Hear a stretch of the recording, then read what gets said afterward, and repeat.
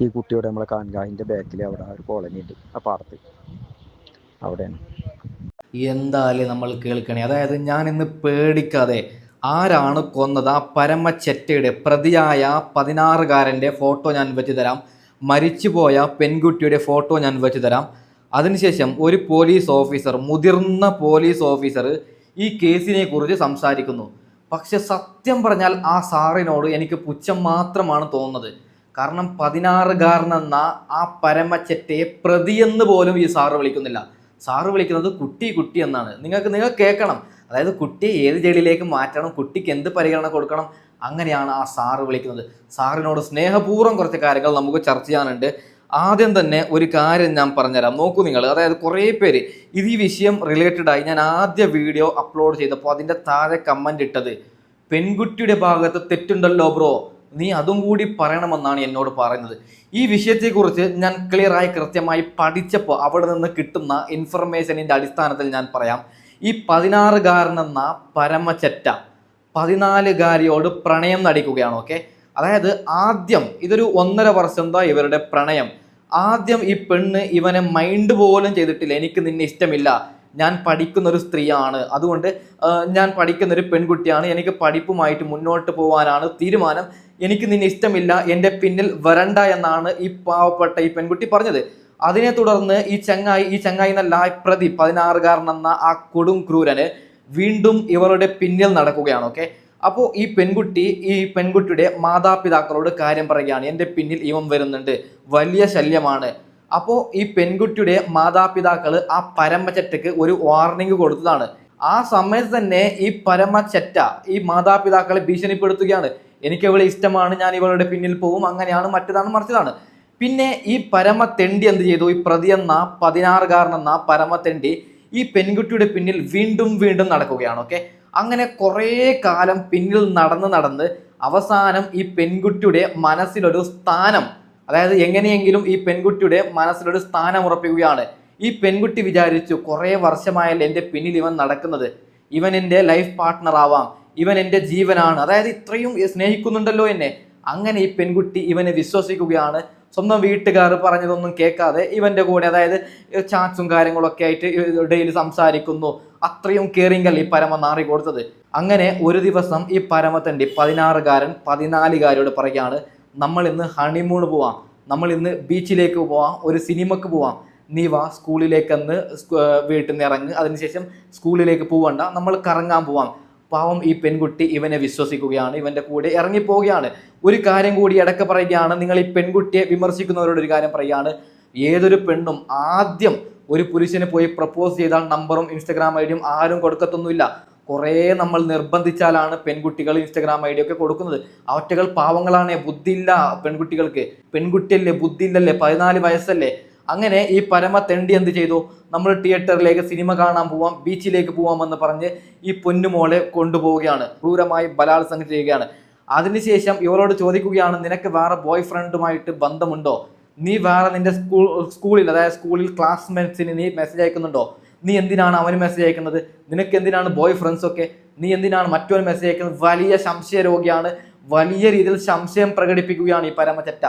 അതിനുശേഷം വീട്ടിലേക്ക് നമ്മുടെ ഈ പെൺകുട്ടി വരുന്നില്ല. ഒറ്റ മിനിറ്റ്, ഓക്കെ. അതിനുശേഷം ഈ പെൺകുട്ടി വീട്ടിലേക്ക് വരുന്നില്ല. ആ സമയത്ത് പെൺകുട്ടി ആരുടെ കയ്യിൽ നിന്നോ ഫോൺ മേടിച്ച് സ്വന്തം മാതാവിനെ വിളിച്ച് പറയുകയാണ്, ഞാൻ കുറച്ച് ലേറ്റാവും അമ്മ, വരും, എന്തായാലും ഞാൻ വരും. ഈ പരമചെറ്റക്കൊപ്പലുള്ളത് പരമചെറ്റ സംശയത്തിന്റെ കീഴിൽ ഈ പെൺകുട്ടിയെ കൊല്ലുകയാണ്. കൊന്നതിന് ശേഷം ഇപ്പൊ പോലീസും കാര്യങ്ങളൊക്കെ ചോദ്യം ചെയ്തപ്പോൾ ഇവൻ അതിന് ഉത്തരം കൊടുത്തത്, സിനിമ കണ്ടിട്ടാണ് ഞാൻ കൊല്ലാൻ പഠിച്ചത് എന്ന്. എങ്ങനെ ഇരിക്കുന്നു. അപ്പോൾ ഏതായാലും കൊല്ലപ്പെട്ട പെൺകുട്ടി ഈ പെൺകുട്ടിയാണോ, ഈ പെൺകുട്ടിയാണ് പാവം ആ നായിയെ പറഞ്ഞ, ആ നായി കൊന്ന പെൺകുട്ടി ഇവനാണ്. പക്ഷെ ഈ പരമചെറ്റ, അതായത് കൊന്നവൻ ഇവനാണ്. ഇവന്റെ ചെറിയ രീതിയിൽ ഞാൻ ബ്ലർ ചെയ്യാം, അതായത് ഇല്ലെങ്കിൽ എനിക്ക് വലിയ ഭീഷണി വരും. ഓക്കെ, എന്തിനാണ് ബ്രോ ഇവന്റെ ഫോട്ടോ സൈഡിൽ വെക്കുന്നത്? ഒരു കാര്യം പറയുകയാണ്, മലപ്പുറത്ത് ഇനിയും പെൺകുട്ടികളുണ്ട്, അവർക്ക് ജീവിക്കണ്ടേ. മലപ്പുറത്ത് ഇനിയും ഇഷ്ടംപോലെ പെൺകുട്ടികളുണ്ട്, അവർക്കും പുറത്തിറങ്ങി ജീവിക്കണം. ഇവനെപ്പോലുള്ളവർ ഇനി ഭീഷണിയാണ്. അതുകൊണ്ട് ഇങ്ങനെയുള്ള ഒരു രൂപം, തടിച്ചിട്ട് കുറച്ച് കറുത്തിട്ടുള്ള ഈ രൂപം കണ്ടു കഴിഞ്ഞാൽ നിങ്ങൾ മൈൻഡ് ചെയ്യരുത്. ഈ ഉറപ്പായിട്ട് ഇതൊരു സൈക്കോപാത്താണ്. നമ്മൾ മമ്മൂട്ടിയുടെ ആ ഒരു സിനിമ കണ്ടതുപോലെ ഉറപ്പായും പറയുകയാണ്, ഇവൻ ഡേഞ്ചറാണ്. അതുകൊണ്ടാണ് ഇത്രയും റിസ്ക് എടുത്തിട്ട് ഇവൻ്റെ ഒരു ഫോട്ടോ ചെറിയ രീതിയിൽ ബ്ലർ ചെയ്ത് ഞാൻ വെക്കുന്നത്. ഓക്കെ, അപ്പോൾ വലിയൊരു പോലീസ് ഉദ്യോഗസ്ഥൻ, അദ്ദേഹം ഇവനെ ഇവനെ ഞാനൊന്നും പറയുന്നില്ല, പ്രതിയെന്ന് പോലും പറയുന്നില്ല, കുട്ടി കുട്ടി എന്ന് പറയുകയാണ്. ആ പോലീസ് ഉദ്യോഗസ്ഥൻ പറഞ്ഞ് നമുക്ക് എന്തായാലും ജസ്റ്റ് ഒന്ന് കേട്ട് നോക്കാം. ഓക്കെ,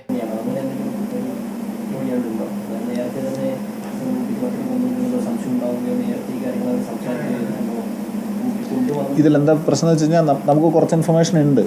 പ്രോബ്ലം ഈസ് ഇത് റിവീൽ ചെയ്യണമെങ്കിൽ കൊറോബറേറ്റ് ചെയ്യാതെ നമുക്ക് റിവീൽ ചെയ്യാനായിട്ട് കഴിയില്ല. ബിക്കോസ് ഇപ്പോൾ ഉള്ള രീതിയിൽ നമുക്ക് ആകെയുള്ള ഇൻഫർമേഷൻ ഈ പ്രതി അല്ലെങ്കിൽ ഈ കുറ്റവാളി പറയുന്ന ഒരു മാറ്ററാണ്. അപ്പം അതിൻ്റെ അപ്പുറത്തേക്കൊരു ഡീറ്റെയിൽ നമ്മൾ കൊറോബറേറ്റ് ചെയ്ത് പറയാനും പറ്റത്തില്ല. കാരണം ഇതിൽ എന്താണെന്ന് വെച്ച് കഴിഞ്ഞാൽ നിങ്ങൾക്ക് എല്ലാവർക്കും അറിയാവുന്ന പോലെ ഒരു കുട്ടി ഒഫൻസിൽ പെടുകയാണെന്നുണ്ടെങ്കിൽ 2 രീതിയിലാണ് അത് വരുന്നത്. ഒന്ന്, നോർമൽ കോഴ്സിൽ ഒരു ഹീനിയസ് ഒഫൻസ് അല്ലാതെ 7 വർഷത്തിന് മുകളിൽ തടവ് ശിക്ഷ ലഭിക്കാത്ത കേസുകളിലെല്ലാം FIR തന്നെ ഇടാനായിട്ട് കഴിയില്ല. പക്ഷേ ഈ കേസിനകത്ത് നമ്മൾ FIR തന്നെ ഇടണം, കാരണം 7 വർഷത്തിന് മുകളിൽ ഇതുള്ളത്. ഇനി വരുന്നത് ഇതിൻ്റെ മറ്റ് നടപടികൾ, ട്രയൽ നടപടികളടക്കമുള്ളതാണ്. അപ്പോൾ ജുവനൈൽ ജസ്റ്റിസ് ആക്ടിനകത്ത് പറയുന്ന പ്രൊവിഷൻസ് എന്ന് പറയുന്നത് നമുക്ക് ഒരു അസസ്മെൻറ്റ് JJ ബോർഡ് നടത്തും ഇതിനകത്ത്. ഈ കുട്ടിയെ ഈ കുറ്റകൃത്യം അഡൾട്ടായിട്ടാണോ ട്രയൽ നടത്തേണ്ടത് അതോ ചൈൽഡ് എന്നുള്ള രീതിയിൽ മറ്റ് കുട്ടികളൊക്കെ ട്രീറ്റ് ചെയ്യുന്ന പോലെയാണോ ചെയ്യേണ്ടത്. അപ്പോൾ ആ assessment will take some time. നമ്മുടെ അന്വേഷണ റിപ്പോർട്ടെല്ലാം ചെന്നതിന് ശേഷമാണ്. ആ അസസ്മെൻറ്റിന് ശേഷം ഇനി ബോർഡിൻ്റെ ഒരു പ്രിലിമിനറി അസസ്മെൻറ്റ് ഒരു ഡീറ്റെയിൽ പ്രൊസീജിയറാണ്. അതിന് ശേഷമാണ് ഈ കുട്ടിയെ വെദർ വിൽ ബി ട്രൈഡ് നടക്കണം. നമ്മളവിടെ പോയിട്ട് തന്നെ ചെയ്യും. ഇറ്റ്സ് നോട്ട് കസ്റ്റഡിയുടെ ആവശ്യകത വരുന്നില്ല. ബിക്കോസ് സ്റ്റിൽ ഒരു ചൈൽഡിൻ്റേതായ എല്ലാ പ്രിവിലേജസും കുട്ടിക്കും. അപ്രിഹെൻഷൻ എന്നുള്ളതാണ് എൻ്റെ ലീഗൽ ടേം. അപ്പോൾ നമ്മളിപ്പോൾ ഇന്നലെ നടപടിക്രമങ്ങൾ തീർത്ത് ഇന്ന് രാവിലെ കോടതിയിൽ ചൈൽഡ് കോർട്ടിൽ ഹാജരാക്കിയിരിക്കുന്ന ആ രീതിയിലാണ് ഇപ്പോൾ ഉള്ളതറിയാം. ഇനിയിപ്പോൾ അത് സ്മോദറിങ് ആണോ സ്ട്രാങ്കുലേഷൻ ആണോ, നമുക്കിപ്പം ഉള്ളത് ആ ഇൻക്വസ്റ്റിൽ ചെയ്ത ഡീറ്റെയിൽ വെച്ചിട്ടാണ് ഇപ്പോൾ നിങ്ങൾക്ക് ഓൾറെഡി ഇൻഫർമേഷൻ കിട്ടിയിരിക്കുന്നത്. Maybe another 2 or 3 hours will be able to get to know എന്താണ് കൈകൾ കെട്ടിയിട്ടുള്ളതായിട്ടാണ് മനസ്സിലാവുന്നത്.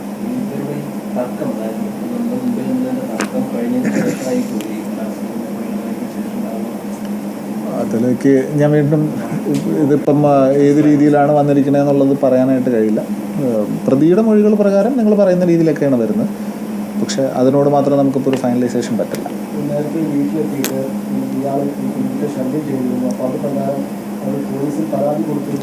ഒരു ഇൻഫർമേഷൻ ഉണ്ട്. അപ്പോൾ ഞാൻ അതിൻ്റെ ഡീറ്റെയിൽസ് തീർച്ചയായിട്ടും അതൊരു ഡീറ്റെയിൽ ആയിട്ട് അന്വേഷിക്കേണ്ട ഒരു കാര്യം തന്നെയാണ്. അപ്പോൾ അതിൽ ഫാമിലിയുടെയും 2 സൈഡിലെയും ഫാമിലിയുടെയും എല്ലാം മൊഴികളും അന്ന് പെറ്റീഷൻ അറ്റൻഡ് ചെയ്ത ഡീറ്റെയിൽസും എല്ലാം നമ്മൾ പരിശോധിക്കും എന്ന കാര്യം ഉണ്ടാകും. എക്സാക്ട് ഉണ്ട്, ഇപ്പോൾ സിറ്റിംഗ് ഉണ്ട്. പക്ഷേ ഇന്നിപ്പോൾ ഇന്നലെ കൂട്ടിലാണ് കാണിച്ചത്. എൻ്റെ മനസ്സിലാക്കുന്നത് തിരൂർ മറ്റോ കോടതിയാണ് ചാർജ് ഉള്ളത്.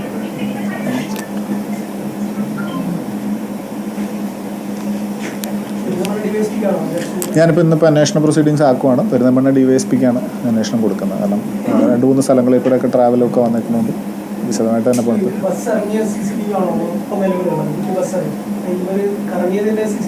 നമ്മൾ ഓരോ പോയിന്റിലും ഇപ്പം നമ്മൾ ഓൾമോസ്റ്റ് നമുക്കൊരു ട്രാക്ക് ആയിട്ടുണ്ട്, ഇങ്ങനെയാണ് അവർ വന്നിരിക്കുന്നത് എന്നുള്ളത്. ബസ് തന്നെയാണ് മോഡ് ട്രാൻസ്പോർട്ടായിട്ട് ഉപയോഗിച്ചായിട്ട് മനസ്സിലാവുന്നത്. പ്രതിയുടെ നമ്മളോട് റിവീൽ ചെയ്തിരിക്കണമെന്ന് വെച്ചിട്ട് ബസ് മാർഗ്ഗമാണ് പോയിരിക്കുന്നത്. ഓക്കെ, സാറ് പറയുന്നത് ഇങ്ങനെയാണ്. എൻ്റെ പൊന്ന് സാറേ, ഒരു പ്രതിയെങ്കിലും പറഞ്ഞുകൂടായിരുന്നു ഞങ്ങൾക്ക്? കുട്ടി കുട്ടി കുട്ടി എന്നാണ് സാറ് പോലെ വിളിക്കുന്നത്. എന്താണല്ലേ, ഞാനൊരു കാര്യം പറയുകയാണ്. ഇവിടെ 10 വയസ്സുകാരൻ കൊന്നാലും ശിക്ഷ കൊടുക്കണം.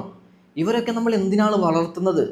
ഇവരൊക്കെ ഡേഞ്ചറാണ്. ഒന്നാമത് ഞാൻ പിണറായി വിജയനോട് ഒരു കാര്യം ഞാൻ പറയുകയാണ്, മുഖ്യമന്ത്രി പിണറായി വിജയനോട്. ഇപ്പോൾ ജയിലിൽ ഒരു ദിവസം നമ്മൾ പണിയെടുത്ത് കഴിഞ്ഞാൽ കിട്ടുന്നത് 550-560 രൂപയാണ്. ഗൾഫിൽ പോലും അത്ര സാലറി ഇല്ല, സത്യം ഞാൻ പറയുന്നത്. ഗൾഫിൽ പോലും ഇപ്പോൾ നമ്മളെ ചിലവൊക്കെ കഴിച്ചിട്ട് അത്ര സാലറി കിട്ടുമെന്ന് എനിക്ക്. ഇത് 3 നേരം നല്ല ഫുഡും ഉണ്ട്. മറ്റേ ജയിലിൽ പോയി കഴിഞ്ഞാൽ 560 രൂപയുണ്ട്. ഒരു 10 വർഷം ജയിലിൽ ഇരുന്ന് കഴിഞ്ഞാൽ നാട്ടിലേക്ക് വരുമ്പോൾ ശിക്ഷ കഴിഞ്ഞ് വരും 10-20 ലക്ഷം കയ്യിൽ. അവനല്ലേ കോടീശ്വരൻ. അതുകൊണ്ട് നമ്മുടെ നിയമത്തോട് ഇവറ്റകൾക്ക് അതായത് പേടിയില്ലെന്ന്, അതുകൊണ്ടല്ലേ ഇങ്ങനത്തെ പണിയെടുക്കുന്നത്. ഞാൻ ഈ 16-കാരൻ്റെ ഒരു ഫോട്ടോ പോയിട്ട് ഒരു പേരെങ്കിലും മാധ്യമ പ്രവർത്തകർ കൊണ്ടുവരുന്നു. ഞാൻ വലിയ പോലീസ് ഓഫീസർക്കൊക്കെ വിളിച്ച് ചോദിച്ചു, ഇതൊക്കെ പുറത്ത് വിട്ടാൽ പണിയാവോ? എന്നോട് സാർമാർ പറഞ്ഞ് വിടല്ലേ, വിട്ടാൽ എനിക്ക് പേഴ്സണലി പണിയാവുന്നതാണ്. അതുകൊണ്ടാണ് ഞാൻ ആ തെമ്മാടിയുടെ ഫോട്ടോ ചെറിയ രീതിയിൽ ബ്ലർ ചെയ്തതൊക്കെ.